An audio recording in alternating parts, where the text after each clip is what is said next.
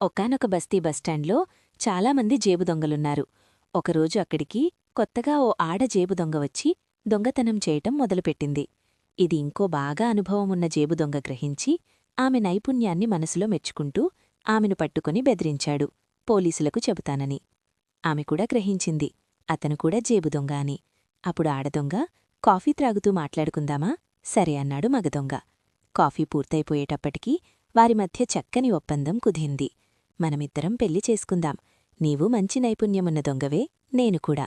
మనకు పుట్టే పిల్లలు చాలా చాలా నైపుణ్యమున్న దొంగలవుతారు. అప్పుడు ఎడాపెడా దొంగతనాలు చెయ్యవచ్చు అన్నాడు మగదొంగ. అలా వారి పెండ్లి జరిగింది. సంవత్సరం తిరగకుండానే పండంటి బిడ్డనిచ్చింది ఆడదొంగ. కాని చేతులు పనిచేయటం లేదు. చేతులు గట్టిగా పొట్టకు అతుక్కున్నాయి.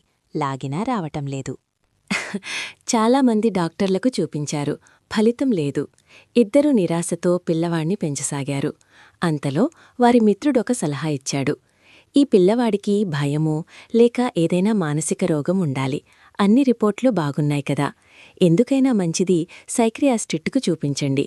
సరే అని పిల్లవాణ్ణి సైక్రియాస్టిట్ దగ్గరకు తీసుకుపోయారు. డాక్టరు చాలాసేపు పరీక్షలు చేసి బుర్రగొక్కుంటూ, మీ ఇద్దరు ఏం చేస్తుంటారు, మీ వృత్తి ఏమిటి అని అడిగాడు. దానివారు చాలాసేపు తర్జనభర్జనపడి జేబు దొంగలమని ఒప్పేసుకున్నారు. వెంటనే డాక్టరు తన మెడలో ఉన్న బంగారు గొలుసు తీసి ఆ పిల్లవాడి ముందు 4-5 సార్లు ఊపసాగాడు. ఆ పిల్లవాడు ఆ గొలుసునే తదేకంగా చూస్తూ చేతులు పైకు చాచి లటుక్కన అందుకున్నాడు. ఆ పిల్లవాడి చంకలో నుంచి ఒక ఉంగరం, ఒక లేడీస్ రిస్ట్ వాచి క్రిందపడ్డాయి. డాక్టరు చిరునవ్వుతో, ఇతనికి ఏ లోపం లేదు. ఈ పిల్లవాడు పుట్టినప్పుడే నర్సు ఉంగరం చేతివాచి దొంగిలించి తన 2 చంకలలో దాచుకున్నాడు. అందుకే చేతులు గట్టిగా బిగపట్టి ఉంచాడు.